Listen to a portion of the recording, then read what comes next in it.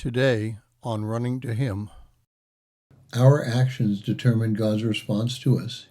Even if we are disciplined, we should respond through submission. Today, we will read Genesis chapter 4 and through 7 and concentrate on chapter 4, verses 3 through 7. So it came about in the course of time that Cain brought for an offering to the Lord the fruit of the ground. Abel, on his part, also brought of the firstlings of his flock and of their fat portions. And the Lord had regard for Abel and for his offerings, but for Cain and his offering he had no regard. So Cain became very angry, and his countenance fell. Then the Lord said to Cain, "Why are you angry, and why has your countenance fallen?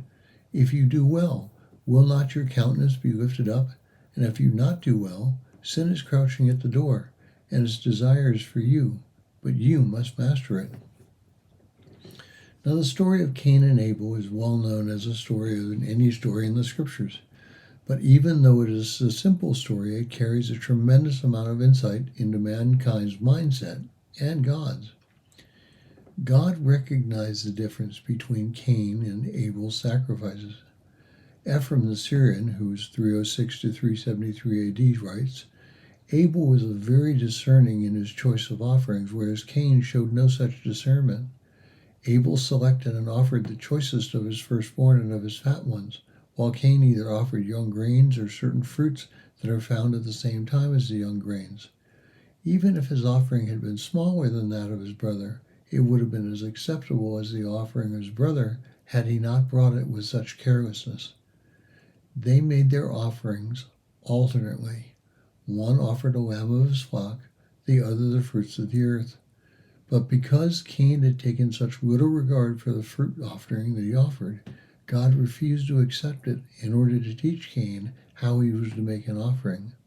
That's the commentary on Genesis, chapter 3, section 2.1.7. Sarner writes, "Abel appears to have demonstrated a quality of heart and mind that Cain did not possess. Cain's purpose was noble, but his act was not ungrudgingly and open-hearted. Thus, the narrative conveys the fundamental principle in Judaism that the act of worship must be informed by a genuine devotion of the heart." God didn't come to Cain and tell him he was a worthless person. He came to comfort and correct him. He warned Cain that the next possible step in Cain's life was that of sin, and he, Cain, should be wary of that. Instead, Cain chooses to become angry and kill Abel, setting into motion mankind's slip into complete sinfulness and the resulting judgment of the flood. There are consequences for every action we take. My high school academic career was terrible.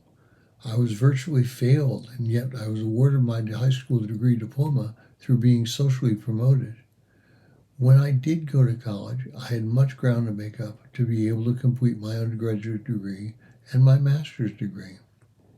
Our actions have consequences, even if we don't see the final consequence for some time. Thank you for listening. We pray that today's devotion was meaningful to you. We would love to hear from you.